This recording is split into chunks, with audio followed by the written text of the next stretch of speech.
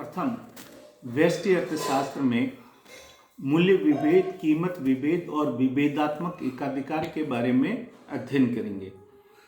एक एकाधिकारी द्वारा एक ही वस्तु के लिए विभिन्न ग्राहकों से अलग अलग मूल्य वसूलने की क्रिया या प्रक्रिया को मूल्य विभेद कहते हैं। तो एक ही स्थान पर, एक ही समय पर, एक ही वस्तु का अलग अलग व्यक्तियों से जो अलग अलग मूल्य वसूला जाता है उसे मूल्य विभेद कहते हैं।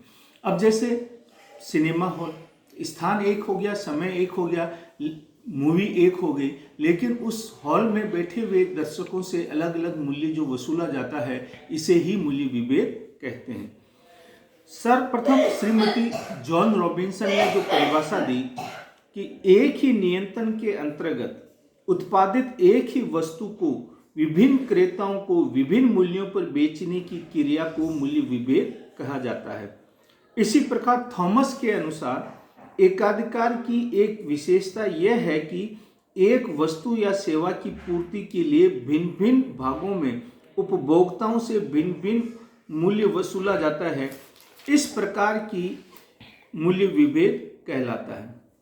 अब सवाल ये उत्पन्न होता है कि मूल्य विभेद की शर्तें क्या है। तो जो पहली शर्त है एकाधिकार की स्थिति, तो जो मूल्य विभेद है वो केवल एकाधिकार की स्थिति में लागू होता है। पूर्ण प्रतियोगिता में या एकाधिकारात्मक प्रतिस्पर्धा में मूल्य विभेद लागू नहीं होता।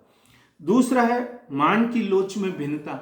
तो जो मांग में भिन्नता होगी या रुचि में परिवर्तन होगा तो ही मूल्य विभेद संभव होगा।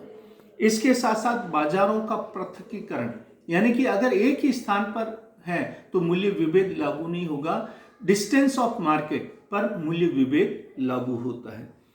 फिर आपके वस्तु की प्रकृति पर भी मूल्य विभेद निर्भर करता है। जैसे हम सभी लोग जानते हैं सभी वस्तुओं की प्रकृति एक जैसी नहीं होती। वस्तु की प्रकृति में भिन्नता ही मूल्य विभेद उत्पन्न करती है।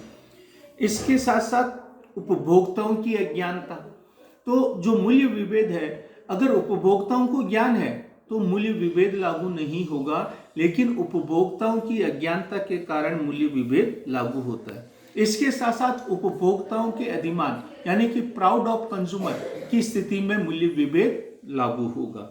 इसके साथ साथ सरकार द्वारा अनुमोदन। तो जो मूल्य विभेद है इसके लिए सरकारी परमिशन की आवश्यकता होती है।